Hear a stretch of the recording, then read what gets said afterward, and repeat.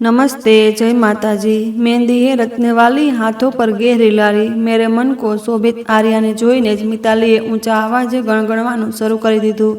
તેણે માંડ માંડ પોતાના અંદર ઉઠતા ગુસ્સા પર કાબુ મેળવ્યો। તે તેને નજરઅંદાજ કરીને અંદર તરફ વધવા જ લાગ્યો હતો કે મિતાલીની આગળની વાત સાંભળીને તે ઠપ થઈને પોતાની જગ્યાએ રોકાઈ ગયો। મિતાલી કદાચ સમજતી હતી કે તે પોતાના રૂમમાં જતો રહ્યો છે। જો કે શોભિતની દાદીને તે અવારનવાર આજ નામે બોલાવતી હતી। શરૂઆતમાં તો સુમિત્રાજીને ગુસ્સો આવતો હતો, પણ હવે તેમને પણ આદત પડી ગઈ હતી। આ સમયે તેમણે પોતાની નજર હાથમાં પડેલી સોય પર જમાવી રાખી હતી, કારણ કે તે પોતાના થનારા પૌત્ર માટે સ્વેટર બનાવી રહી હતી। મિતાલીના બોલાવા પર તેમણે માત્ર 1 સેકન્ડ માટે પોતાની નજર પર ઉઠાવી હતી। તે હજુ સુધી અહીંથી ગયો નહોતો। તેમણે મિતાલીને ચેતવવાની કોશિશ કરી, પણ તે સાંભળે જ ક્યાં હતી। તે તો હંમેશાની જેમ હવામાં સવાર હતી। મને એક વાત તો કહો, તમને શું લાગે છે કે એવી કઈ વજહ છે જેના કારણે વારંવાર તમારા એક ખડૂસ જલ્લાદનું શક પણ તૂટી જાય છે? તેણે પોતાના ચહેરા પર અફસોસના ભાવ સજાવવાની નિષ્ફળ કોશિશ કરી, પણ આંખોમાં ચમકતી તોફાની મસ્તી સાફ દેખાઈ રહી હતી, અને લહેજામાં જે રણકાર હતો તે પણ છુપાયેલો નહોતો। તને એની આટલી ચિંતા કેમ થઈ રહી છે? જે કામ માટે અહીં આવી છે તે કામ તરફ ધ્યાન આપ। તેમણે તેને ધમકી આપી, પણ મિતાલી તે જ શું તે શાંત થઈ જાય। ક્યારેક તો મને લાગે છે કે શોભિત ભાઈના સાસરી પક્ષના લોકોને તેમનો અસલી ચહેરો દેખાઈ જતો હશે, અને એ જ કારણે તેઓ શક પણ તોડી નાખતા હશે। કયો માણસ ઈચ્છે કે તેમની દીકરીના લગ્ન કોઈ હિટલર સાથે થાય? તેની જીભ એકવાર ફરી બેકાબૂ બની ગઈ। શોભિત આગળ વધતા કદમ પાછળ તરફ વળી ગયા અને તે તેની બરાબર પાસે આવીને ઊભો રહી ગયો, પણ મિતાલીએ ધ્યાન ન આપ્યું। મારું દિલ કરે છે કે એકવાર તેની ના થનારી મંગેતરને કોલ કરીને પૂછું કે કદાચ કોઈ છેડો હાથ લાગી જાય અને આપણને ખબર પડે કે એવું કયા કારણે છે જેના તેને બીજી વાર પણ સગાઈ તૂટી ગઈ છે। તારે ચિંતા કરવાની જરૂર નથી, તારા રિઝલ્ટની ચિંતા કર। જો આ વખતે તું ફેલ થઈ તો પાછી ગામ મોકલી દઈશ। જાણીતો પુરુષવાચી અવાજ પોતાની એકદમ નજીકથી સાંભળીને તેના હોશ ઉડી ગયા હતા। તે અવાજ ડરના માર્યા પોતાની જગ્યાએ ઉછળી પડી। શોભિતભાઈ, તમે તો મને ડરાવી જ દીધી હતી। આ રીતે છુપાઈને કોઈની વાતો સાંભળવી બેડ મેનર્સ કહેવાય। અને જે તું મારી બુરાઈઓ પીઠ પાછળ કરી રહી છે તે વિશે તારો શું ખ્યાલ છે? આ સાંભળીને તેને ડરના માર્યા થૂંક ગળ્યું હતું। હું તો બસ દાદીજી પાસે બેસીને તમારા તૂટેલા સંબંધ વિશે વિચાર કરી રહી હતી। કસમથી હજુ પણ તમારા માટે ઘણો અફસોસ થઈ રહ્યો છે। આ કહીને તેણે ખૂબ જ અફસોસ સાથે નાટ્યાત્મક અંદાજમાં તેના ખભા પર હાથ રાખીને ધીરેથી થાબડીને તેને સાંત્વના આપી હતી। તે તો તેની એક્ટિંગ જોઈને વાહ વાહ કરી ઉઠ્યો। શોભિતને કંઈ કહેવાનો મોકો આપ્યા વગર જ તે ત્યાંથી ઝડપથી ભાગી ગઈ। તે બિચારો પણ દાદીજીના કારણે સહન કરી ગયો હતો। હું તમને કહી રહ્યો છું દાદી, તમારા આ નાનકડા તોફાનને સંભાળીને રાખો, નહીંતર તેને ઉપાડીને કોઈ ખીણમાં ફેંકી દઈશ અથવા કોઈ નદીમાં વહાવી દઈશ। માત્ર તમારા કારણે આ છોકરીને ઘરમાં રોકાવા દીધી છે, નહીંતર હું તેને 1 મિનિટ પણ ઘરમાં સહન ન કરું। કેવી વાતો કરે છે શોભિત! જો તારી ભાભીએ સાંભળી લીધું તો તે શું વિચારશે? મને ભાભીથી કોઈ ફરિયાદ નથી દાદી, બસ ભાભીની નાની બહેનથી ફરિયાદ છે, જે મને ઝેર કરતાં પણ વધુ કડવી લાગે છે, તેણે ચીડાઈને કહ્યું, અને પછી તે પણ ત્યાંથી ચાલ્યો ગયો। જ્યારે દાદી બંને તરફ ધ્યાન આપ્યા વગર ફરીથી પોતાના થનારા પૌત્રના સ્વેટરમાં બીજી થઈ ગઈ હતી। સાંજના 5 વાગ્યાનો સમય હતો, જ્યારે નવી પેઢીની ટોળકી હવેલીના લોનમાં બેઠી હતી। વચ્ચે આગ સળગી રહી હતી, અને તે ચારેય આસપાસ બેસીને ખાનદાનના લોકોની બુરાઈઓ કરવામાં બીજી હતા, જેમાં મિતાલી મેડમ સૌથી આગળ હતી। તેની વાતો ગમે ત્યાંથી શરૂ થાય, પણ શોભિત પર આવીને જ અટકતી હતી। યાર, કસમથી હવે મને અંદરથી બહુ ઉત્સુકતા થવા લાગી છે। બીજી વાર તેનું શક પણ તૂટી રહ્યું છે। આટલી ખુશી તો મને ક્યારેય મારા પાસ થવા પર પણ નથી થઈ, જેટલી ખુશી મને તેનું શક પણ તૂટવા પર થઈ રહી છે। કસમથી દિલ કહે છે કે ઉઠીને ભાંગડા કરવા માંડું, તો પછી રાહ શેની જુએ છે? ઉઠ અને ભાંગડા કર યાર। તું અહીં હિમેશ રેશમિયાના ગીતો વગાડ, કોઈ મજેદાર ગીત, અને આપણી મિતાલી અહીં એક જોરદાર ડાન્સ કરશે। રોહિતે તેને ઉશ્કેરવાની પૂરી કોશિશ કરી હતી। તું પાગલ તો નથી થઈ ગયો ને? હવે મિતાલી એટલી પણ મૂર્ખ નહોતી કે તે જલ્લાદના ઘરમાં હોવા છતાં આવા ધૂમ ધડાકાવાળા ગીતો પર નાચવાનું શરૂ કરી દે। હું તો બસ તને જશ્ન મનાવવા માટે થોડા સૂચન આપી રહ્યો હતો। પોતાના આ ખતરનાક વિચારો પોતાની પાસે જ રાખો। હું આ રીતે ખુશ છું। જો પેલા ખડૂસને ખબર પડી ગઈ કે હું તેના શક પણ તૂટવા પર અહીં ખુશીઓ મનાવી રહી છું, ડાન્સ કરી રહી છું, તો તે મારો જીવ લઈ લેશે। પેલા ખડૂસની પાછળ ખુશીઓ મનાવી લો, તેને ખબર પણ ન પડવા દો। તે પોતાની ધૂનમાં બોલતી જતી હતી, અને પાછળથી રોહિત સતત તેમને શાંત રહેવાનો ઈશારો કરી રહ્યો હતો, પણ તે બુરાઈઓ કરવામાં એટલી મગ્ન થઈ ગઈ હતી કે તેણે ફરીથી શોભિતને જોયો નહોતો. તે બરાબર તેમની સામે આવીને બેસી ચૂક્યો હતો. ધીરે ધીરે ત્યાંથી બધા લોકો નીકળી ગયા હતા. હવે ત્યાં માત્ર મિતાલી અને રોહિત જ બચ્યા હતા. બિચારી ડરના કારણે તેનો અવાજ પણ બેસી ગયો હતો. આ બધા લોકો અચાનક અહીંથી કેમ ચાલ્યા ગયા? તેણે રૂહીને પૂછ્યું. મને શું ખબર, કંઈ મને કહીને થોડા ગયા છે. બધું તારી આ લાંબી જીભના કારણે થઈ રહ્યું છે. જો તારા કારણે મને સજા મળી તો હું તને છોડીશ નહીં. તેણે દાંત કચકચાવતા કહ્યું, કારણ કે તેણે શોભિતને આવતા અને શાંતિથી બેસતા જોઈ લીધો હતો. હું ઘણા દિવસોથી એક વસ્તુ નોટ કરી રહ્યો છું. શોભિત આર્યાએ વાત શરૂ કરી તો તે આંખો ફાડીને તેનો ચહેરો જોવા લાગી. જો કે જરૂર તો તેને કાન ખોલવાની હતી, જે હજુ પણ તેને લપેટેલા હતા. શોભિતભાઈ, થોડું મોટેથી વાત કરો ને, તમારો અવાજ બરાબર સંભળાતો નથી. તેના માટે તારે તારા કાન સાફ કરવાની જરૂર છે. તે એક એક શબ્દ ચબાવતા બોલ્યો હતો. તો હવે મિતાલી શરમાઈને હસી પડી હતી. શરમાવું તો તેને બાળપણથી જ શીખ્યું નહોતું. જો કે તમે લોકો દરેક વખતે મારા પર કટાક્ષ કરતા રહો છો, મારી બુરાઈઓ કરો છો, તો મેં વિચાર્યું કે કેમ ન તમને આવતા 1 મહિના સુધી 24 કલાક માટે મારી સાથે જ રાખવું. પેપર્સ તો તમે લોકો આપી ચૂક્યા છો. રિઝલ્ટ જે પણ આવશે તેનો નિર્ણય આપણે પછી કરીશું. હાલમાં તમે લોકો મારી સાથે બિઝનેસ ટ્રીપ પર સાઉથ કોરિયા જઈ રહ્યા છો. આ સાંભળીને તો તેની ખુશીના માર્યા ઉછળી પડ્યા અને તેણે ખરેખર ખુશીમાં ભાંગડા કરવા માંડ્યા હતા. જ્યારે રૂહીનો ચહેરો તો જોવા જેવો થઈ ગયો, કારણ કે તેનો પોતાનો ભાઈ પણ આ પ્રકારની સજામાંથી પસાર થઈ ચૂક્યો હતો. તેને બહુ સારી રીતે યાદ હતું જ્યારે શોભિતભાઈ રોહિતને પોતાની સાથે દુબઈ લઈ ગયા હતા અને ત્યારે રોહિત પણ બહુ ખુશ થતો હતો કે ત્યાં જઈને ખૂબ મજા કરશે. પણ જ્યારે તે પાછો આવ્યો ત્યારે તેની હાલત જોવા જેવી હતી. જેટલા દુઃખ તેને પોતાની જિંદગીમાં 22 વર્ષોમાં નથી મળ્યા, એટલા શોભિતે તેને 1 મહિનામાં આપ્યા હતા. રૂહીએ કોઈ પ્રતિક્રિયા આપી નહોતી. જ્યારે મિતાલી ખુશીથી પાગલ થવા લાગી હતી. ચાલો હવે તમે લોકો અહીંથી જાઓ, હું દાદાજી સાથે આ બાબતે વાત કરું છું. તેણે તે બંનેને અંદર જવાનો ઈશારો કર્યો અને પોતે પણ લાંબા કદમ ઉઠાવતો ઘરના અંદરના હિસ્સામાંથી બહાર નીકળી ગયો. હું તો વિચારી પણ શકતી નહોતી કે શોભિતભાઈ આટલા સારા હશે. મને તો હવે મારી જાત પર જ ખરાબ લાગે છે, કારણ કે હું તો નકામી તેમની આટલી બુરાઈઓ કરતી હતી. આપણે જઈશું અને પછી ત્યાં ખૂબ જ એન્જોય કરીશું. હું નથી જઈ રહી. રૂહીએ એકદમ ખભા ઉચકતા કહ્યું. તારે જવું હોય તો જા યાર. રોહિતની હાલતનું વિચારતા રૂહી ડરના માર્યા ધ્રુજી ઉઠી હતી. તું કેટલી મોટી પાગલ છે કે ક્યારે સાઉથ કોરિયાને તારા સપનામાં પણ નથી જોયું, નહીં ને? અને મને નથી લાગતું કે જે ખડૂસ માણસ સાથે તારા લગ્ન થશે તેની પાસે એટલો સમય હશે કે તે તને દેશ વિદેશ ફરવા માટે લઈ જશે. અત્યારે જ્યારે આપણને આટલી સારી તક મળી રહી છે તો કેમ ન આપણે તેનો ફાયદો ઉઠાવીએ? મારે આ તક નથી લેવી. રોહિતની વાર્તા મેં તને સંભળાવી હતી ને? લાગે છે કે તું ભૂલી ગઈ છો. અરે મને કોઈની વાર્તાઓ પર ભરોસો નથી અને ના મને કોઈ રસ છે. તો હું તો શોભિતભાઈ સાથે સાઉથ કોરિયા જરૂર જઈશ. આ કહીને તે ખુશીથી ઝૂમવા લાગી હતી. જ્યારે રૂહી પોતાનું માથું બંને હાથમાં પકડીને બેસી ગઈ હતી. તેને સમજાતું નહોતું કે તે શું બહાનું બનાવે.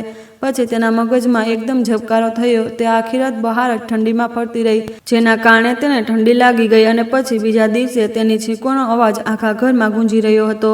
ઉપરથી તાવ પણ ચડી ગયો હતો. તેની હાલત બહુ ખરાબ થઈ ગઈ હતી. ડોક્ટરે શિયાળામાં બહાર નીકળવાની સખત મનાઈ કરી દીધી હતી અને ઓછામાં ઓછા 1 મહિના સુધી ઠંડીથી બચવા કહ્યું હતું. રૂહી મેડમ તો બચી ગઈ. જ્યારે મિતાલી મેડમ ગુસ્સાથી તેના બેડ પાસે ઊભા રહીને તેને ઘૂરી રહી હતી. આ બધું તે જાણી જોઈને કર્યું છે ને, જાલિમ છોકરી? હા હા, અને જો બીજું શું? તને હજુ પણ એવું લાગી રહ્યું છે કે તે ત્યાં જઈને તને મજા કરાવશે? તેની તો મને ખબર નથી, પણ મને પોતાની જાત પર બહુ વિશ્વાસ છે. હું તો ત્યાં જઈને ખુલ્લેઆમ જલસા કરીશ. ઓ બલ્લે બલ્લે, ઓ સાવા સાવા. સાંજના સમયે જ્યારે તે દાદાજીના રૂમમાં જવા લાગી તો નોકરાણી અચાનક જ તેની સામે આવીને ઊભી રહી ગઈ. શું થયું છે? કેમ અહીં ઊભીને પહેરો ભરે? શોભિતભાઈ અંદર દાદાજી સાથે કંઈક જરૂરી વાત કરી રહ્યા છે, એટલે તમને અંદર જવાની પરવાનગી નથી.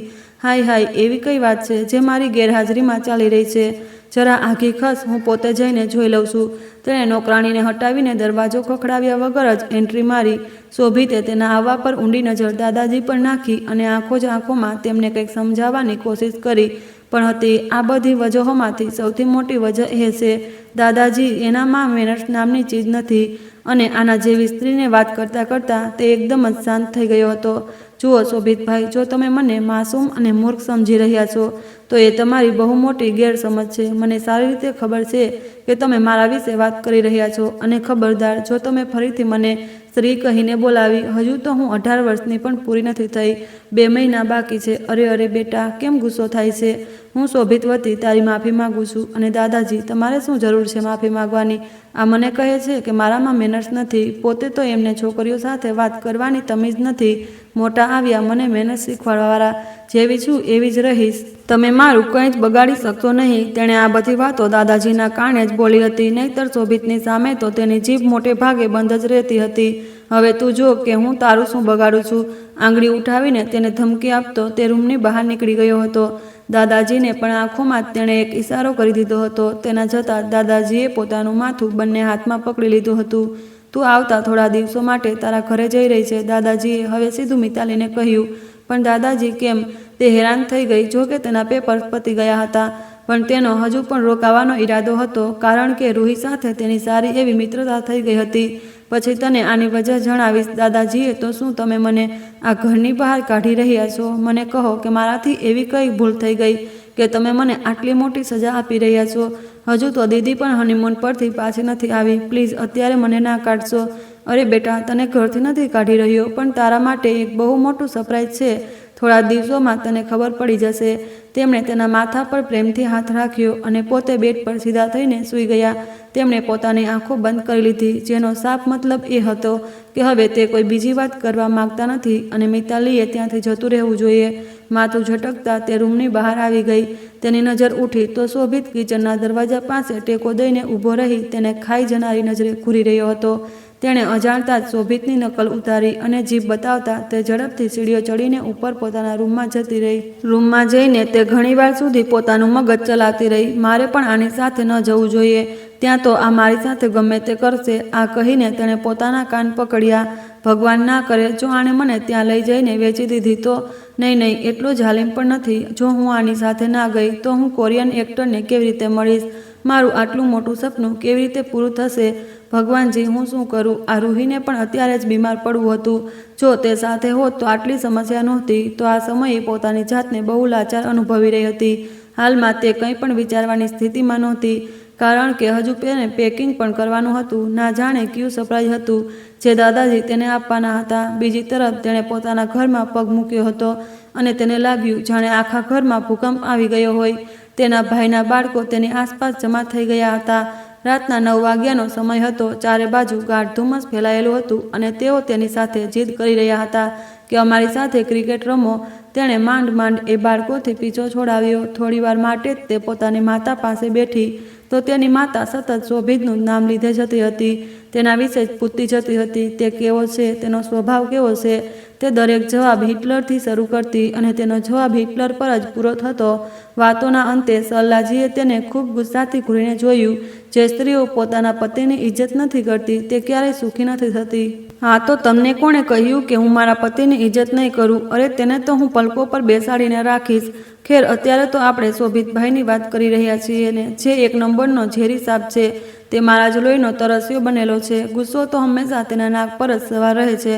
કસમથી ક્યારેક તો દિલ કરે છે કે તેની ગરદન પકડીને મરોડી નાખું, પણ જીમ કરીને તે જાલિમે પોતાની ગરદન પણ એટલી જાડી કરી લીધી કે મારા નાજુક હાથ તૂટી જશે.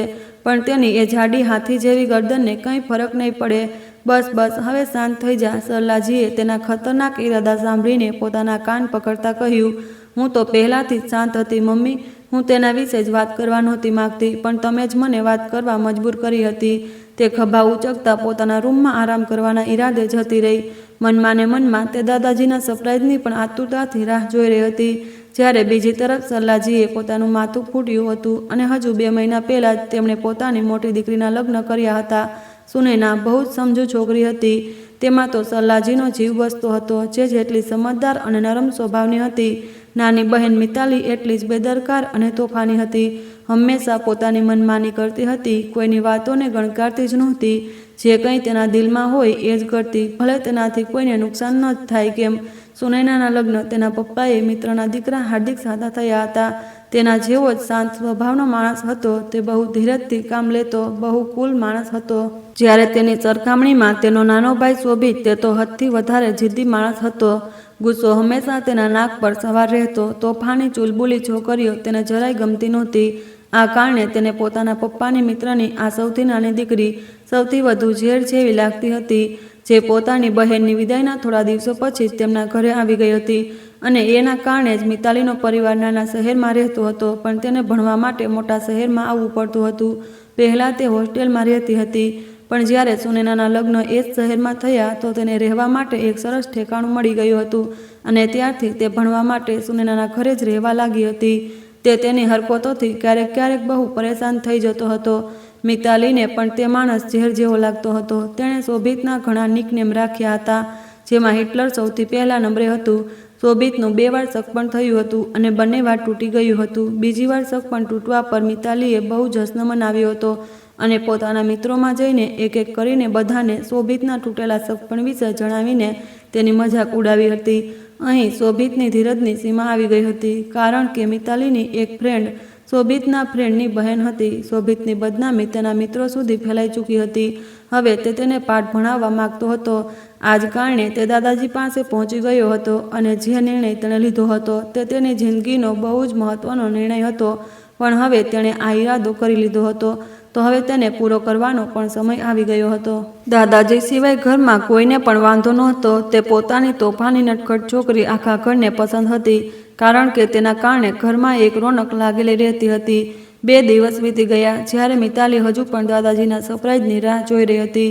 એક દિવસ શોભિતના ઘરના લોકો ઘણા બધા ઉપારો લઈને તેના ઘરે આવ્યા.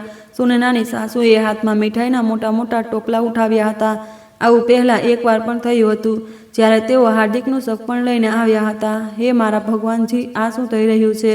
તેની નજર ભટકતી પોતાની બહેન પર જઈને અટકી, જેના હાથમાં તેના માટે કપડાની જોડી હતી. તે ઝડપથી ચાલતી સુનૈના પાસે આવી અને ઉત્સાહથી તેને ગળે લગાડતા બોલી, તું વિચારી પણ નહીં શકે મિતાલી કે મને તારા માટે કેટલી ખુશી થઈ રહી છે. અરે દીદી, થયું છે શું? અને આ બધી તૈયારી ક્યાં કારણે છે? મિતાલીને પોતાનો અવાજ કોઈ ઊંડી ખીણમાંથી આવતો હોય તેવું અનુભવાયું. અરે પાગલ, તારા અને શોભિતના સંબંધની ખુશીમાં છે. આ તને પપ્પાએ જણાવ્યું નહીં કે તેણે શોભિતને તારું સગપણ આપી દીધું છે અને સાંજે જ અમે લોકો સગાઈનો એક નાનકડો ફંક્શન કરવા આવ્યા છીએ. આ શબ્દો નહોતા, પણ કોઈ બોમ્બ ધડાકો હતો જે કોઈએ તેના માથા પર કર્યો હતો. તમે લોકો મારી સાથે મજાક કરી રહ્યા છો ને? તેની આંખો બીજી જ પડે આંસુઓથી ભરાઈ ગઈ. સુનૈનાને તીવ્રતાથી કંઈક ખોટું થવાનો અહેસાસ થયો અને તેનો હાથ પકડીને તેને ખેંચતી રૂમમાં લઈ ગઈ અને તેને પોતાની સામે બેસાડતા બોલી, શું કોઈએ તને આ સંબંધ વિશે નહોતું પૂછ્યું? તેણે ગંભીરતાથી સવાલ કર્યો તો મિતાલી રડતા રડતા ના પાડી રહી હતી. મને તો કોઈએ પણ જણાવવું જરૂર નહોતું સમજ્યું. શું દાદાજીએ પણ તને કોઈ વાત નહોતી કહી? તેમણે તો મને પાછી ઘરે મોકલી દીધી હતી. બસ તેમણે મને એટલું કહ્યું હતું કે મેં તારા માટે એક બહુ મોટું સરપ્રાઈઝ રાખ્યું છે. જો મને ખબર હોત કે આ સરપ્રાઈઝમાં મને પેલો હિટલર મળવાનો છે તો હું આ દુનિયામાંથી જ વિદાય લઈ લેત. નકામી વાતો તારા મોઢામાંથી ના કાઢ મિતાલી. શોભિત બહુ સારો છોકરો છે. હા, જાણે મને તો ખબર જ નથી એટલો સારો છોકરો છે કે દરેક વખતે મને ડરાવતો રહે છે. અને તમે માનો કે ના માનો, આ લગ્ન પણ તે જ કારણે કરી રહ્યો છે, કારણ કે તેને મફતમાં ખીજાવવા માટે એક છોકરી મળી જશે. તે મારી સાથે બધા હિસાબ કિતાબ સરખા કરશે. મારે તેની સાથે લગ્ન નથી કરવા દીદી. મારે તેની સાથે સગાઈ પણ નથી કરવી. તે નાના બાળકોની જેમ એડીઓ પછાડતી બરામદામાં ચીસો પાડીને બોલી રહી હતી. સુનૈનાએ લાચારીથી પોતાના માથા પર હાથ માર્યો. થોડી જ વારમાં જ્યારે સરલાજી રૂમની અંદર દાખલ થયા તો સુનૈના તેમને સવાલ કરવા લાગી, મમ્મી, તમે તો કહ્યું હતું આ સંબંધ માટે તૈયાર છે. અરે આ પાગલને શું ખબર કે શોભિત કેટલો સારો છોકરો છે. મમ્મી, તમે પોતે જ તો કહેતા હતા કે જેણે જિંદગી ગુજારવાની હોય તેને નિર્ણય સૌથી વધુ જરૂરી હોય છે. મિતાલીએ રડતા રડતા કહ્યું, પણ મેં તને એ પણ કહ્યું હતું કે તારી જિંદગીનો નિર્ણય અમે પોતે જ લેવાનો છે, કારણ કે તું એક નંબરની મૂર્ખ અને પાગલ છોકરી છે. હવે કોઈ પણ પ્રકારનો તમાશો કરવાની જરૂર નથી. તારા પપ્પા બહુ ખુશ છે અને મારું દિલ પણ શાંત થઈ ગયું છે. શોભિત જોયેલો પરખેલો છોકરો છે. તારું બહુ ધ્યાન રાખશે અને પોતાની હથેળીના છાલાની જેમ સાચવીને રાખશે. સૌથી મોટી વાત, જે ઘરમાં તું જઈ રહી છે તે ઘરમાં તારી બહેન પહેલાંથી જ છે. તે પણ તને કોઈ તકલીફ નહીં થવા દે. પહેલાં કંઈ કહે. સરલાજીએ હાથ ઉઠાવીને તેને શાંત રહેવાનો ઈશારો કરી દીધો અને સુનૈનાને કહી દીધું કે તે તેને સમજાવશે. જો તારા પપ્પાએ વચન આપી દીધું અને તને ખબર છે ને કે આપણા ખાનદાનમાં વચનથી પાછું નથી હટાતું. આ કહીને સરલાજી રૂમમાંથી ચાલ્યા ગયા હતા અને સુનૈના તેને સમજાવતી રહી ગઈ, તું શોભિતભાઈ સાથે વાત કરીને બધું ક્લિયર કેમ નથી કરી લેતી? જે પણ ગેરસમજ છે આપણે તેને સોલ્વ કરી શકીએ છીએ. તે ખરેખર બહુ જ સારો માણસ છે. તેની સજ્જનતાની જુબાની હું પોતે પણ આપવા તૈયાર છું. મને કોઈની પણ જુબાનીની જરૂર નથી અને ના મારે તેની સાથે મારા સંબંધો સુધારવા છે. તમારા કારણથી મજબૂર થઈને હું તેની સાથે સગાઈ તો કરી રહી છું, પણ હું તેની સાથે લગ્ન ક્યારેય નહીં કરું. હું ક્યારેય વિદાય થઈને તેના ઘરે નહીં જાઉં. ઝેર કરતાં પણ કડવો લાગે છે મને એ માણસ. આ કહીને મિતાલીએ ગુસ્સામાં કપડાં ઉપાડીને વોશરૂમમાં ઘૂસી ગઈ. થોડી જ વારમાં તે બહાર નીકળી તો સુનૈનાએ તેને જલ્દી તૈયાર કરી દીધી. તે બહુ સુંદર લાગી રહી હતી. તે નેણ નકશ પણ ઘણા ખીલીને સામે આવ્યા હતા. દીદી, હું તમને કહી રહી છું, હું એ માણસ સાથે લગ્ન નહીં કરું. હા ઠીક છે, ના કરતી, પણ હાલમાં તો શાંત રહે. સુનૈના તેને લઈને નીચે લોનમાં આવી ગઈ. ત્યાં બહુ સુંદર વ્યવસ્થા કરવામાં આવી હતી. દાદાજી તરફથી આ સરપ્રાઈઝ હતું કે તેની સગાઈ સાથે લગ્ન પણ થવાના હતા. અને જ્યારે તેણે નીચે આવીને પંડિતજીને બેઠેલા અને મંડપ તૈયાર જોયો તો તેના પ્રાણ નીકળવા લાગ્યા. તેણે તીવ્રતાથી ભગવાનને પ્રાર્થના કરી કે તેને મૃત્યુ આવી જાય. શોભિત સામે જ મંડપમાં તૈયાર થઈને બેઠો હતો. સામે જ પંડિતજી અમુક મંત્રોનો જાપ કરતા પોતાના કામમાં વ્યસ્ત હતા. તેણે હળવી નજર ઉઠાવી તો તેને ખૂની નજરે જોઈ રહ્યો હતો. જો મેં પણ આ જિંદગી નર્ક બનાવી નહીં તો મારું નામ પણ મિતાલી નહીં, તે ગુસ્સામાં શબ્દો ચબાવતા મનમાં બોલી. જ્યારે પંડિતજીએ કન્યાને મંડપમાં લાવવા માટે કહ્યું ત્યારે તેને ભાન આવ્યું. ત્યારબાદ આખા હોલમાં ગંભીર શાંતિ છવાઈ ગઈ અને પછી ધીરે ધીરે પંડિતજી લગ્નના મંત્રો બોલવા લાગ્યા. પણ પંડિતજી ઓછામાં ઓછી 2-3 વાર પોતાની વાત દોહરાવવા ત્યારે ક્યાંક મિતાલી પોતાનો હાથ આગળ કરતી હતી. શોભિત ગુસ્સાથી મુઠ્ઠીઓ ભીંચીને બેઠો હતો. જે છોકરીથી તેને અજીબ નફરત અનુભવાઈ રહી હતી. થોડીવાર પહેલાં તે છોકરીની શાંતિથી તેને શરમ અનુભવવી પડી હતી. તેનો તેને કોઈ અંદાજ નહોતો. ખેર લગ્ન થઈ ગયા હતા અને તે શોભિતના નામે થઈ ગઈ હતી. પણ પછી સ્ટેજ પર બેસવાને બદલે તે પોતાના રૂમમાં જતી રહી. તેણે બહાનું બનાવી દીધું કે તેની તબિયત ખરાબ છે. તેણે પોતાનો રૂમ પણ અંદરથી લોક કરી દીધો હતો અને હવે બેડ પર પડીને તે ધ્રુસકે રડી રહી હતી. હું આટલી બદનસીબ કેવી રીતે હોઈ શકું, જે માણસથી હંમેશા હું નફરત કરતી હતી, જેને જોઈને જ મને ગુસ્સો આવી જતો હતો. મારા એની સાથે જ લગ્ન કેવી રીતે થઈ શકે? હે ભગવાનજી, હું શું કરું? એ માણસથી પીછો કેવી રીતે છોડાવું? દાદાજી, હું તમને ક્યારેય માફ નહીં કરું. તેને લાગતું હતું કે હવે થોડી જ વારમાં વિદાય કરવામાં આવશે, માટે તેના રૂમમાં કોઈ આવી જશે. પણ મિતાલીની હાલત જોઈને સરલાજીએ નિર્ણય લીધો હતો કે વિદાયની વિધિ કાલે કરી લઈએ. શોભિતના પપ્પાનો પણ એ જ ઈરાદો હતો કે મિતાલીની તબિયત ઠીક નથી, વિદાય પછી ક્યારેક સુખી રાખી લઈએ. શોભિતને પણ કોઈ વાંધો નહોતો. આ 1 અઠવાડિયામાં તે તેના બધા કાગળો બનાવી લેશે. તે પોતાના બિઝનેસ ટ્રીપના સિલસિલામાં સાઉથ કોરિયા જઈ રહ્યો હતો અને તેનો ઈરાદો હતો કે તે આ છોકરીને પણ પોતાની સાથે જ લઈ જશે. જો મને ખબર હોત કે તમારી સાથે ટ્રીપ પર જવાની મારે આટલી મોટી કિંમત ચૂકવવી પડશે તો હું પણ રૂહીની જેમ એ રાતે બહાર ટહેલીને પોતાની તબિયત ખરાબ કરી લેત. મારી તો કિસ્મત જ ફૂટેલી હતી જે મેં તેની વાતો પર ભરોસો કરી લીધો. મારા જેવા લોકો સાથે આવું થવું જોઈએ. તે પોતાની જાતને કોસી રહી હતી. બીજા દિવસે દાદાજી તેને મળવા માટે આવ્યા તો તેણે દાદાજીને મળવાની પણ ના પાડી દીધી. સુનૈનાને તેના પર બહુ ગુસ્સો આવી રહ્યો હતો. આ શું તમાશો લગાવ્યો છે? તે દાદાજીને કેમ ના મળી? મેં કોઈ તમાશો નથી કર્યો. તમાશો તો તેમણે મારો બનાવી દીધો છે. મારી આત્મા સુધીને છિન્ન ભિન્ન કરી દીધી છે. તેમને એ વાત માટે મારા એહસાનમંદ હોવું જોઈએ કે હું હજુ પણ તેમની ઇજ્જત કરું છું. એ જ કારણે શાંત છું. નહીંતર જે દગો તેમણે મારી સાથે કર્યો છે ને, દિલ કરે કે આખી દુનિયામાં એ લોકોનો તમાશો કરી દઉં. કોઈએ પણ તારી સાથે કોઈ દગો નથી કર્યો. જે કંઈ પણ થયું છે તારા ભલા માટે જ હતું. અને વળી શોભિતનો સંબંધ બહુ પહેલાં જ પપ્પાએ માંગેલો હતો. હવે તો તું આ પ્રકારની વાતો જ કરીશ ને અને મામલાને દબાવવાની કોશિશ કરીશ. પણ મને ખબર છે બધા ઘરના લોકોએ મારી સાથે દગો જ કર્યો છે. તું એકવાર ઠંડા મગજે બધું કેમ નથી વિચારતી? મને કહે કે શોભિતમાં કમી શું છે? એ જ તો પ્રોબ્લેમ છે કે તેનામાં કોઈ કમી નથી. તેનામાં દરેક વસ્તુ વધારે છે. તેનામાં બદતમીજી વધારે છે, સ્વાર્થ વધારે છે, ગુસ્સો વધારે છે, ઘમંડ વધારે છે. તે સ્ત્રીને સ્ત્રી સમજતો જ નથી. તેને છોકરીઓ સાથે વાત કરવાની મેનર્સ નથી. તે જોયું કે મારી સાથે કયા અંદાજમાં વાત કરતો હતો. મને આવા મર્દોથી સખત નફરત છે. હવે હું આવા મર્દને કઈ રીતે મારા પતિ તરીકે સ્વીકારી લઉં? મિતાલી ખરાબ રીતે રડી પડી. સુનૈનાને અફસોસ થયો. તે જો તને કંઈ કહેતો હતો તો તારા ભલા માટે જ હતું. કોઈને પણ મારા ભલાની ચિંતા કરવાની જરૂર નથી. હું જાણું છું કે મારા માટે શું ઠીક છે અને શું ખોટું. તને તો સમજાવવા જ નકામી છે. મમ્મી કહેતી હતી કે આવતા અઠવાડિયે તે તારી વિદાય કરી દેશે. સુનૈનાની વાત પર તે ભડકી ઉઠી. તમે લોકો એકવાર જ મને જીવતી કેમ નથી મારી નાખતા? આ રોજ રોજના ડ્રામા કરતાં સારું છે એકવાર જ મારું ગળું દબાવી દો. તે ચીસો પાડી રહી હતી. સુનયના હોઠ ભીંચીને તેને જોતી રહી અને પછી લાંબા કદમ ઉઠાવતી તેના રૂમની બહાર નીકળી ગઈ. તેના ના કહેવા છતાં પણ આવતા અઠવાડિયે તેની વિદાય કરી દેવામાં આવી.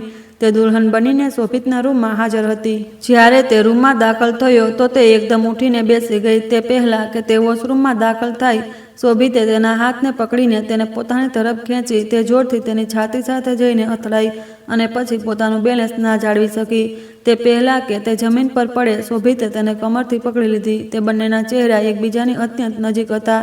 તે તેની શ્વાસની ગરમી પોતાના ચહેરા પર અનુભવતી મદહોશ થઈ રહી હતી અને કદાચ તે પોતાના હોશ ગુમાવી દે કે અચાનક જ મિતાલીએ તેની છાતી પર હાથ રાખીને તેને જોરથી પાછળથી તરફ ધક્કો આપ્યો. આ હરકત પર શોભિતનું લોહી ગુસ્સાથી ઉકળવા લાગ્યું. તું હોશમાં તો છે ને? આ શું કરી રહી છે? મારી નજીક પણ ના આવતા. ખબરદાર, જો તમે મને હાથ લગાવવાની કોશિશ કરી. આ લગ્ન મારી મરજીથી નહીં પણ ઘરના લોકોની મરજીથી થયા છે. મને તમારી સાથે લગ્ન કરવાનો કોઈ શોખ નહોતો. પોતાની જીભ સંભાળીને વાત કર છોકરી. જો હું શાંત છું તો તેનો મતલબ એ નથી કે તું મારા માથા પર ચડીને નાચવાનું શરૂ કરી દેશે. આ લગ્ન જેની પણ મરજીથી થયા હોય. હવે વાત એ છે કે તું મારી પત્ની છે, મારી ઇજ્જત છે અને હું તારા પર પૂરો હક રાખું છું. ફરીથી આ રીતે મને પોતાનાથી દૂર કરવાની કોશિશ ના કરતી. હું જબરદસ્તી ભગાડીને નથી લાવ્યો પણ લગ્ન કરીને લાવ્યો છું તને. તે એક એક શબ્દ ચબાવતા બોલ્યો. પણ હું આ લગ્નને નથી માનતી. તને વિશ્વાસ અપાવવા માટે તારી સામે લગ્નના બધા પુરાવા મૂકી દઈશ, પણ ત્યારબાદ જે વર્તન હું તારી સાથે કરીશ તેની જવાબદાર માત્ર અને માત્ર તું પોતે જ હોઈશ. આ કહીને તેણે જોરથી મિતાલીને ધક્કો માર્યો. તે બેડ પર જઈ પડી. તેની આંખો ફરીથી આંસુઓથી ભરાઈ ગઈ. શોભિત વોશરૂમ તરફ વધવા જ લાગ્યો હતો કે પાછળથી તેનો અવાજ સાંભળીને એકદમ પોતાની જગ્યાએ રોકાઈ ગયો. હું તમારાથી નફરત કરું છું. તમારા જેવા જિદ્દી અભિમાની મર્દથી મને ઘૃણા અનુભવાય છે. તેની વાત પર શોભિત કટાક્ષમાં હસ્યો. આ તો બહુ જ ખરાબ થયું, કારણ કે હવે આ જ માણસ સાથે તારે તારી આખી જિંદગી વિતાવવી પડશે. ભલે નફરત કરે કે પ્રેમ કર, એ તારો પ્રોબ્લેમ છે. હું થોડી વારમાં આવું છું. અહીં મને કોઈ પણ પ્રકારની સીન ક્રિએટ થયેલો ના મળવો જોઈએ. સારી પત્નીઓની જેમ જે આજ રાતના તારા કામ છે તે કર અને મને ખુશ કરવા માટે પણ તૈયાર થઈ જા. મારી સાથે રહેવું હોય તો સૌથી પહેલાં તારે મારી વાત માનતા શીખવું પડશે અને પછી ત્યારબાદ હું તને મેનર્સ પણ શીખવાડી દઈશ. તને જણાવીશ કે સારી સ્ત્રીઓ કઈ રીતે જિંદગી વિતાવે છે. મારે કંઈ જ નથી શીખવું. મારે તમારી સાથે રહેવું જ નથી. મારે અહીંથી જવું છે. તે એકદમ ચીસ પાડવા લાગી. શોભિતે અચાનક તેની ગરદન પોતાના હાથમાં દબાવી તેના ચહેરાને પોતાની અત્યંત નજીક લઈ ગયો. ઊંચા અવાજે વાત કરનારી સ્ત્રીઓ મને સખત ઝેર જેવી લાગે છે. કોશિશ કરજે કે ફરી તારો અવાજ મારી સામે ઊંચો ના થાય, નહીતર હું તારી જીભ જ કાપી નાખીશ. તકલીફના અહેસાસથી મિતાલી રડવા લાગી. મને દુઃખ થાય છે, છોડો મને. માંડ માંડ તેનો અવાજ ગળામાંથી નીકળ્યો. શોભિતને તેના પર દયા આવી. તેણે ઝટકાથી તેને ગરદન છોડી દીધી. તે જમીન પર પડીને ખરાબ રીતે ખાંસવા લાગી. શોભિતે ના તો પાણીનો ગ્લાસ તેની તરફ લંબાવ્યો, ના તો તેના માટે કોઈ ચિંતા બતાવી, પણ ઝડપથી ફ્રેશ થવા માટે વોશરૂમમાં ઘૂસી ગયો. જ્યારે તે પાછો આવ્યો તો તે સોફા પર જ બેસી રહી હતી અને પોતાની હથેળીઓને જોઈ રહી હતી. શોભિતે અચાનક જ પોતાના હોઠ ખેંચ્યા. જલ્દીથી ફ્રેશ થઈને આવ, હું તારી રાહ જોઉં છું. આ સાંભળીને તેના દિલના ધબકારા ફરીથી તેજ થવા લાગ્યા. તે મરેલા પગે ફ્રેશ થવા માટે વોશરૂમમાં ગઈ. ત્યાં પણ તેને ઘણી વાર લગાડી. આખા 1 કલાક પછી તે વોશરૂમની બહાર નીકળી. તેને લાગતું હતું કે આટલી વારમાં શોભિત સૂઈ ગયો હશે, પણ તે હજુ સુધી તેની રાહમાં જાગતો ફોનમાં બીજી હતો. શોભિતે બેડ પર તેના માટે થોડી જગ્યા બનાવી તો તે આંસુ પીતી તેની બાજુમાં જઈને બેસી ગઈ, કારણ કે હવે તેનામાં વિરોધ કરવાની હિંમત નહોતી. તે જાણતી હતી કે તેના દરેક વિરોધને આ રીતે કચડી નાખવામાં આવશે. શોભિતે આગળ વધીને લાઇટ ઓફ કરી દીધી અને તેને પોતાની બાહોમાં કેદ કરી લીધી. મિતાલીના ડુસકાઓનો અવાજ આખા રૂમમાં ગુંજી રહ્યો હતો. તેને લાગતું હતું કે શોભિત તેની સાથે જબરદસ્તી કરશે, પોતાનો હક વસૂલશે, પણ તેને પોતાની તરફથી કોઈ એવી પહેલ ના બતાવી. પણ સખત અવાજમાં બોલ્યો, ચૂપચાપ સૂઈ જા, મને પરેશાન ના કર. સવારે મારી એક ઇમ્પોર્ટન્ટ મીટિંગ છે, મારે તેના માટે જલ્દી ઉઠવું છે. આ સાંભળીને મિતાલીએ તરત જ પોતાના હોઠ પર આંગળી મૂકી અને પછી ના છૂટકે પોતાનું માથું એ હિટલરની પહોળી છાતી પર રાખી દીધું. જ્યારે તેણે મિતાલીની આસપાસ પોતાના હાથનો ઘેરો મજબૂત કર્યો તો તે માત્ર એક પળ માટે ચોંકી, પણ પછી તેને ખાતરી થઈ ગઈ કે તે તેની સાથે જબરદસ્તી નહીં કરે. આ સાથે તે એકદમ રિલેક્સ થઈ ગઈ. થોડી જ વારમાં તેના નાના નાના નસકોરાનો અવાજ આખા રૂમમાં ગુંજવા લાગ્યો. જેનાથી શોભિત માટે ઊંઘવું મુશ્કેલ થઈ ગયું, કારણ કે તેને એકદમ શાંત વાતાવરણમાં ઊંઘવાની આદત હતી. તેને તેના સાવધાનીથી બેડ પર સુવડાવતો પોતે બાલ્કનીમાં જઈને સિગારેટ પીવા લાગ્યો. એક નજર તેણે કાચની પેલે પાર સૂતેલી એ છોકરી પર નાખી, જે રડતી કકડતી તેની પત્ની બની ચૂકી હતી. તેના રૂમમાં તેના બેડ પર હક જમાવી ચૂકી હતી, પણ તે તેના દિલ પર પોતાની કોઈ નરમાશ છોડી શક્યો નહોતો. નજર ફરીથી સામે ફેલાયેલા અંધકાર પર જઈને જામી ગઈ. ઠંડી હવાઓ તેના આખા અસ્તિત્વને ચીરી રહી હતી, પણ તેને ઠંડીનો અહેસાસ નહોતો થતો. ના છૂટકે તેણે એક નજર ફરીથી ફરીને એ છોકરી પર નાખી, જે હમણાં થોડીવાર પહેલાં તેની દેશરથથી કોઈ સૂકા પાંદડાની જેમ ધ્રુજી રહી હતી. તને ટ્રેડ કરવી એટલી મુશ્કેલ પણ નહીં હોય, નાનકડી છોકરી. અચાનક જ તે ઊંડા અંદાજમાં હસી પડ્યો. સવારે જ્યારે તે જાગી તો રૂમમાં કોઈ હાજર નહોતું. ગંભીર શાંતિ તેને ચીડવી રહી હતી. રાતની પળો કોઈ ફિલ્મની જેમ તેની નજરો સામે ફરવા લાગી. ખડૂસ ક્યાંયનો ફરી જો મારા શબ્દો આ વાપર્યો તો તને તેની પણ સજા મળશે. અચાનક જ જાણીતો પુરુષવાચી અવાજ સાંભળીને તે ડરથી પોતાની જગ્યાએ ઉછળી પડી. ડરતા ડરતા ગરદન ફેરવીને જોયું તો તે સાઈડ પર જ બારી પાસે ઊભો હતો. તેણે અત્યાર સુધી ત્યાં જોયું નહોતું. તેને લાગ્યું કે તે રૂમમાં નથી, અને તે પણ આટલી શાંતિથી ઊભો હતો કે તેણે પોતાની હાજરીનો અહેસાસ જ ન થવા દીધો. તે હું તો બહુ બસ મારી સાથે રહેવું હોય તો સૌથી પહેલાં મારી ઇજ્જત કરતાં શીખવું પડશે. સમજાય છે ને હું શું કહી રહ્યો છું? તે તેની નાનકડી નાક ખેંચવા લાગ્યો. અને આ પહેલાં મારા કામોની જવાબદારી લઈ લે. આજ પછી તું મારા બધા કામ કરીશ. મારા કપડાં ધોવાથી લઈને મારા ખાવાનું બનાવવા સુધીનું દરેક કામ તારા માથે છે. અને આ રૂમની સફાઈ પણ મને નોકરો પાસે કરાવવી સખત નાપસંદ છે. પહેલાં મા પોતે કરતા અથવા ભાભી કરતા, પણ હવે તું આ ઘરમાં આવી ગઈ છો તો મા પાસે કામ કરાવવાની જરૂર નથી. જી ઠીક છે, તે પોતાની આંગળીઓ મચકોડતા બોલી. મને અત્યારે જણાવો કે હું અત્યારે શું કરું. પહેલાં તો આ કપડાં ઉઠાવ અને જઈને પ્રેસ કર. આ સાંભળીને તેના ચહેરાના હાવભાવ એકદમ બદલાઈ ગયા. કપડાં પ્રેસ કરવાને તેને સૌથી વધુ નાપસંદ હતા.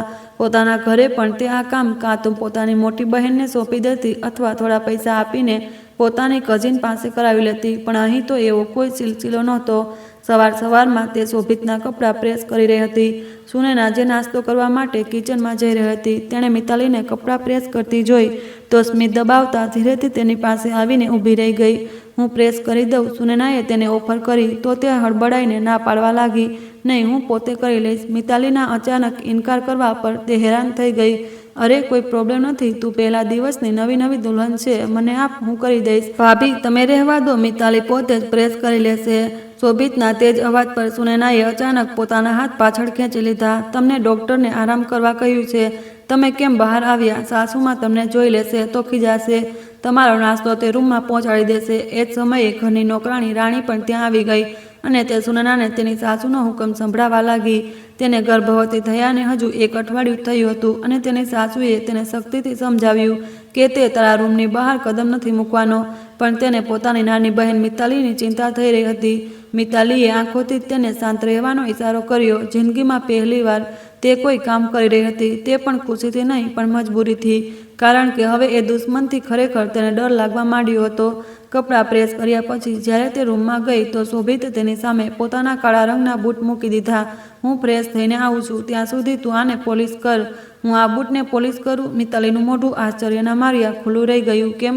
અહીં તારા સિવાય કોઈ બીજું રૂમમાં હાજર છે શું? તે ચારે બાજુ નજર દોડાવતા બોલ્યો. તો તે હોઠ ખેંચતા ના પાડવા લાગી. પણ બદલામાં મને શું મળશે? અચાનક જ તેના હોઠમાંથી નીકળ્યું. તેની આ જૂની આદત હતી. જો ક્યારે તેની માતા તેને કોઈ કામ કરવા મજબૂર કરતી તો તે હંમેશા બદલામાં કંઈ ને કંઈ માગતી. શોભિત ચોંકીને પોતાની જગ્યાએ રોકાયો અને આંખો નાની કરીને તેને ઘૂરવા લાગ્યો. તારે બદલામાં શું જોઈએ? તેણે હાથ લપેટીને સવાલ કર્યો. કદાચ મિતાલીને આશા નહોતી કે તે આટલી જલ્દી માની જશે. તમે મને આઈસ્ક્રીમ ખવડાવવા માટે લઈ જશો અને પછી રાત્રે લોંગ ડ્રાઈવ પર પણ લઈ જશો? તે એકદમ એક્સાઇટેડ થઈને બોલી. શોભિતને આ પ્રકારની વસ્તુઓ બિલકુલ પસંદ નહોતી, પણ એ છોકરી માટે તેણે હા કહી દીધી હતી. ત્યારબાદ ખુશી તેણે શોભિતના બૂટ પોલિશ કર્યા. મારે એક બીજી નાનકડી વાત કરવી હતી. શોભિતના નરમ અંદાજને કારણે તેને થોડી હિંમત મળી હતી અને આ વાત શોભિતે પણ સહન કરી હતી. બોલ, તે પોતાની ટાઈ બાંધતા બોલ્યો. પણ આજે તેનાથી ટાઈ નહોતી બંધાતી. તે શાંતિથી પોતાની નવી નવેલી પત્ની સામે જઈને ઊભો રહ્યો તો તે હેરાન થઈને શોભિતના ચહેરાને જોવા લાગી. આ રીતે શું જુએ છે? ટાઈ બાંધ, તે તેને પોતાની નજીક ખેંચતા બોલ્યો. મિતાલીએ બહુ જ સુંદરતાથી તેની ટાઈ બાંધી. ટાઈ બાંધવાનું તેણે સુનેના પાસેથી શીખ્યું હતું. અવારનવાર તે પોતાના પપ્પાની ટાઈ બાંધતી હતી. શોભિતે ફરીથી અરીસામાં એક નજર પોતાની પર નાખી. તેના હોઠમાંથી પરફેક્ટ નીકળ્યું તો તે દિલ ખોલીને હસી પડી. હા તો તું શું કહેતી હતી? તે મને નાસ્તો બનાવતા નથી આવડતું. મેં ક્યારેય ઘરમાં ટ્રાય નથી કર્યો. જો તમે મને થોડા દિવસોની મોહલત આપો તો હું નાસ્તો બનાવતા શીખી જઈશ. નજર ઝુકાવીને તેને ધીરેથી કહ્યું, ઠીક છે, કોઈ પ્રોબ્લેમ નથી. હું નીચે મમ્મીને જઈને કહી દઉં. બલકે તું પોતે પણ મારી સાથે ચાલ. તેને હક જમાવવામાં અંદાજમાં મિતાલીનો હાથ પોતાના હાથમાં લીધો અને પછી તેને પોતાની સાથે લઈને સીડીઓ ઉતરતા ડાઇનિંગ ટેબલ તરફ વધી ગયો. તે બંનેને એકસાથે જોઈને બધાના ચહેરા પર સ્મિત ફેલાઈ ગયું. જ્યારે મિતાલીના ગાલ વારંવાર શરમના કારણે લાલ થઈ રહ્યા હતા. રાત્રે તેણે શોભિતનું જે રૂપ જોયું હતું તે તેના માટે બિલકુલ નવું હતું અને અત્યારનું રૂપ પણ તેના માટે અનોખું હતું. તેણે ક્યારેય શોભિતને પોતાના જીવનસાથી તરીકે જોયો નહોતો. આ જ કારણે તે તેના દરેક રૂપ પર ચોંકી જતી હતી. મેં તમને કહ્યું હતું કે હું આને લઈને મારી સાથે સાઉથ કોરિયા જઈ રહ્યો છું. હા, મને યાદ છે. અને તમારી ટિકિટ પણ કન્ફર્મ થઈ ગઈ છે. તમે લોકો કાલે સવારે અહીંથી નીકળી શકો છો. આ સાંભળીને મિતાલીએ અચાનક જ બેચેની અનુભવી. તેને અચાનક જ ડર લાગવા લાગ્યો. તેને લાગતું હતું કે ત્યાં જઈને તે પૂરી રીતે આઝાદ થઈ જશે અને તે અહીંથી દાદાજીનો ડર તેના દિલમાં છે તે પણ નીકળી જશે. તેણે મદદ માટે સુનયનાના ચહેરા તરફ જોયું.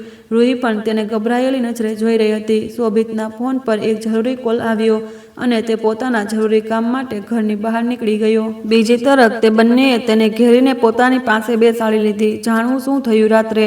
તેણે તને શું કહ્યું? તેને તને ધમકાવી તો નથી ને? સુનયના તેને જોર જોરથી સવાલ કરવા લાગી અને રૂહી પણ તેની હામાં હા મિલાવી રહી હતી.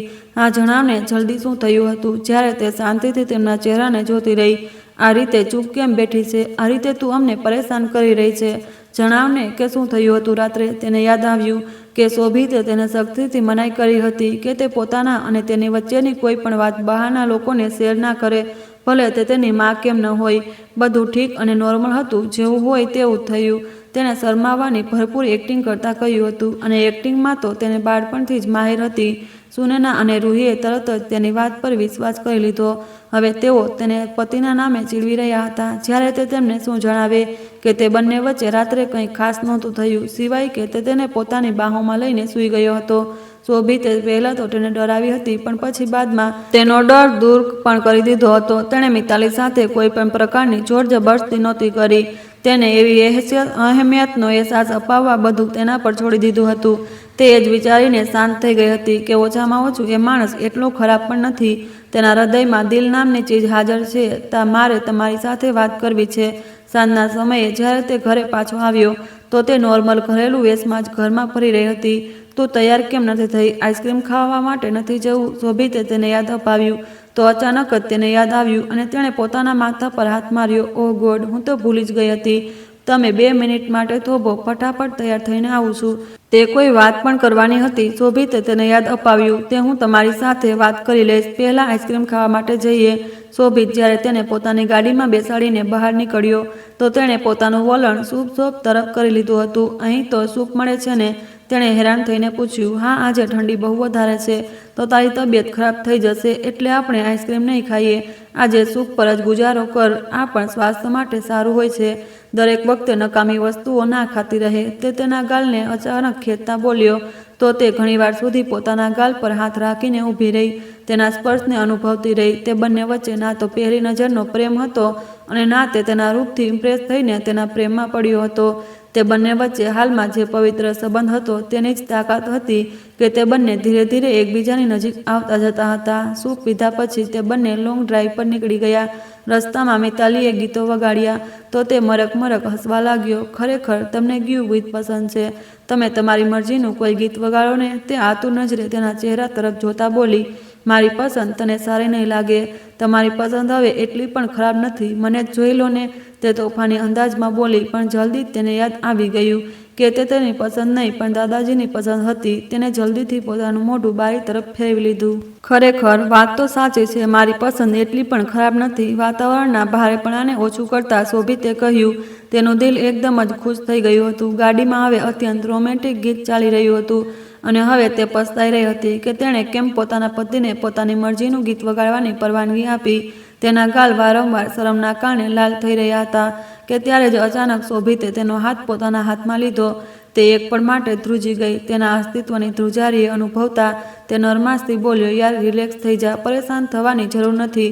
હું તારી સાથે ક્યારેય જોર જબરદસ્તી નહીં કરું અને આ વાત મેં તને કાલે પણ સમજાવી હતી. હું બસ ઈચ્છું છું કે આપણા બંને વચ્ચે પહેલાં એક સ્ટ્રોંગ બોન્ડ બની જાય, અન્ડરસ્ટેન્ડિંગ ક્રિએટ થઈ જાય, જેથી આપણે એકબીજાને સમજવા લાગીએ. મને ના તો તારા પર ગુસ્સો કરવાનો શોખ છે, ના તારા પર રોબ જમાવવામાં મને મજા આવે છે. હું બસ શાંત પ્રકારનો માણસ છું અને મારી જિંદગીમાં પણ શાંતિ ઈચ્છું છું અને એ શાંતિ હું તમારી જિંદગીમાં ક્યારેય નહીં આવવા દઉં. તેણે મજાકથી કહ્યું તો તે પોતાની આંખો નાની કરીને તેને ઘૂરવા લાગ્યો. હું તો મજાક કરતી હતી. કાલે મેં જે પણ તારી સાથે કર્યું તે બધું તારા કારણે મજબૂર થઈને કર્યું હતું. તું નાજાયજ વાતો કરી રહી હતી અને તારી હરકતો પણ સહન કરવા લાયક નહોતી. હવે મેં તને સમજાવી દીધી અને તું પણ ઘણી હદ સુધી સમજી ગઈ છો. તે મને વિશ્વાસ છે કે તું ફરી મને ફરિયાદનો મોકો નહીં આપે. હું સાચું કહું છું ને? લિટલ ગર્લ પોતાની વાત પૂરી કર્યા પછી તે સવાલિયા અંદાજમાં તેની આંખોમાં જોવા લાગ્યો તો તે ઝડપથી માથું હામાં હલાવવા લાગી. Good girl. રાતના 2 વાગ્યે તેઓ ઘરની અંદર દાખલ થયા. મિતાલીએ રાતનું જમવાનું બરાબર નહોતું ખાધું તો તેણે ફરીથી ભૂખ લાગવા માંડી. મને નૂડલ્સ ખાવાનું મન થઈ રહ્યું છે, કિચનમાં પડ્યા છે. તું એવું કર, તું જઈને રાહ જો, હું બનાવીને લાવું છું. તે ખુશીભરી નજરે પોતાના ખડૂસ પતિને જોવા લાગી, જેની દરેક હરકત, દરેક વાત તેને હેરાન કરી રહી હતી. અત્યારે પણ તે મિતાલી માટે નૂડલ્સ બનાવી રહ્યો હતો.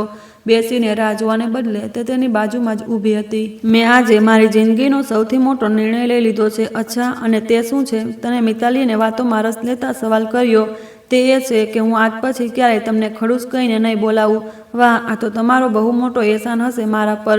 આ એહસાન હું તમારો કેવી રીતે ચૂકવીશ? મને બસ એક રસ્તો બતાવી દો, કારણ કે તમારો આટલો ભારે એહસાન હું જિંદગીભર મારા માથા પર લઈને નહીં ફરી શકું. તે તેની સાથે નાટ્યાત્મક અંદાજમાં વાત કરી રહ્યો હતો, જ્યારે તે પોતાના મોઢા પર હાથ રાખીને ખડખડાટ હસી પડી. તેના માટે પોતાનું હાસ્ય રોકવું મુશ્કેલ થઈ ગયું હતું. તું હસતી હોય ત્યારે બહુ સુંદર લાગે છે. આ રીતે જ ખુશ રહ્યા કર. તું ઉદાસ હોય છે ત્યારે તું મને બિલકુલ સારી નથી લાગતી. આ લે, નૂડલ્સ પણ તૈયાર થઈ ગયા. તેણે બાઉલ મિતાલીની સામે રાખ્યો તો તે નૂડલ્સ ખાવા લાગી. વાસણ ધોઈ નાખું છું. નૂડલ્સ ખાધા પછી તે આગળ વધીને વાસણ ધોવા લાગી. હંમેશા તેણે આ પ્રકારની જિંદગી વિશે વિચાર્યું હતું, જેમાં તેનો પતિ તેને સહકાર આપશે, તેને અઢળક પ્રેમ કરશે અને તેના દરેક કામમાં હાથ બટાવશે. આ પણ તેની કલ્પનાઓથી એક હતી જે આજે પૂરી થઈ ગઈ હતી. પહેલાં તે શોભિતથી આ કારણથી ગભરાતી અને દૂર ભાગતી હતી, કારણ કે તે તેને બરાબર જાણતી નહોતી. પણ હવે એક જ દિવસમાં તે શોભિત વિશે ઘણું બધું જાણી ગઈ હતી. બિઝનેસ અને ટ્રીપના કારણે શોભિતે પોતાના રિસેપ્શનને પણ પેન્ડિંગ રાખ્યું હતું, પણ હવે દાદાજી જોર આપી રહ્યા હતા. તેણે દાદાજીને પણ ટાળી દીધા હતા. તેઓ સાઉથ કોરિયાના એરપોર્ટ પર ઊભા હતા. આવતા જતા બધા લોકોને આ રીતે ના ઘૂર, યાર અજીબ લાગે છે. તે જે ત્યાં આવીને હેરાન થઈને આંખો ફાડી ફાડીને ત્યાંના લોકોને જોઈ રહી હતી. શોભિતે તેને ટોકી. સાચું તો એ હતું કે તે જેલસ થઈ રહ્યો હતો. યાર જુઓ તો ખરા, કેટલા ક્યુટ કોરિયન છે. મને તો આ બધા જ એક્ટર લાગી રહ્યા છે. જુઓ તો બધાના ચહેરા એક જેવા છે અને કેટલા ક્યુટ છે, બધા જ છોલેલા બટેકા જેવા. શોભિતે ગુસ્સામાં દાંત પીસતા કહ્યું હતું, ક્યાંક તમે આ લોકોથી જેલસ તો નથી થઈ રહ્યા ને? હું આ લોકોથી કેમ જેલસ થઈશ? આ લોકોમાં એવું શું છે? જુઓ, ખબર નથી પડતી કે છોકરીઓ છે કે છોકરા. અરે, તમને આટલી પણ ખબર નથી? હું તમને જણાવું છું. જુઓ, જે રીતે તેનો ફેસ છે અને જે રીતે તેણે ડ્રેસિંગ કર્યું ને, સાફ લાગે છે કે તે છોકરો છે. તેણે ખુશ થઈને કહ્યું, પણ જ્યારે તે છોકરો તેની નજીક આવીને ઊભો રહ્યો તો તેના હોશ ઉડી ગયા, કારણ કે તે છોકરી હતી. અને આ વખતે શોભિત પોતાના પેટ પર હાથ રાખીને હસી હસીને લોથપોથ થઈ રહ્યો હતો. થોડીવાર પહેલાં તે કહી રહી હતી કે તે તેમની સુગંધ સાંભળીને જ ખબર પડી લેશે કે તે છોકરો છે કે છોકરી. આ કહીને તે ફરીથી હસવા લાગ્યો હતો. વધારે મારી મજાક ઉડાવવાની જરૂર નથી. કોઈને પણ ગેરસમજ થઈ શકે છે. હા હા, ભરોસો રાખ મારી પર. ચાલો હવે ચાલીએ, બહુ ઠંડી થઈ ગઈ છે. તે દિવસે વર્ષની પહેલી હિમવર્ષા થઈ હતી. લાઈવ હિમવર્ષા જોઈને તે ફરીથી એક્સાઇટેડ થઈ ગઈ. તે શોભિતનો હાથ પકડી બહાર ગોળ ગોળ ફરી રહી હતી. જ્યારે તે નાના કરતાં પણ તેની સાથે જ હતો. તેણે જિંદગીમાં ક્યારેય એટલું એન્જોય નહોતું કર્યું જેટલું એન્જોય તે આ છોકરીની કંપનીમાં કરી રહ્યો હતો. તે એટલી પણ ખરાબ નહોતી અને એ જ ખ્યાલ મિતાલીનો શોભિત વિશે પણ હતો. જેમ જેમ સમય વીતતો ગયો તેઓ એકબીજાને પહેલાં કરતાં વધુ સમજવા લાગ્યા. હવે શોભિત પણ તેને નાની નાની વાતો પર ધમકાવતો નહોતો, પણ તેને પ્રેમથી સમજાવતો હતો. તે વસ્તુઓને કંટ્રોલ કરવામાં તેને મદદ કરતો. તે પણ શોભિતને સમજવા લાગી હતી. જ્યારે ક્યારેય તેના પતિનો મૂડ ખરાબ હોતો તો તે તરત જ તેનાથી આઘી થઈ જતી. તે કોઈ પણ એવી વાત નહોતી કરતી જેના કારણે તેનો મૂડ વધારે ખરાબ થાય. બીજી તરફ દાદાજી તેમને હિન્દુસ્તાન આવવા માટે કહી રહ્યા હતા અને તેમની પાસે ખુશખબરીનો પણ સવાલ કરી રહ્યા હતા. હવે મિતાલી તેમને શું જણાવે કે હજુ સુધી તો તે બંને વચ્ચે વણદેખી દિવાલ ઊભી હતી. તે એ જ રાતે શોભિત તેની પરવાનગીથી ખતમ પણ કરી દીધી, કારણ કે હવે એ છોકરીથી વધારે દૂરી સહન નહોતો કરી શકતો. તે દિવસે શોભિતે તેની જિંદગીના પોતાના રહસ્ય વિશે જણાવ્યું કે શોભિતની સગાઈઓ એ કારણે તૂટતી હતી કારણ કે દરેક વખતે જ તેની મંગેતરને કોઈ બીજા સાથે પ્રેમ થઈ જતો હતો.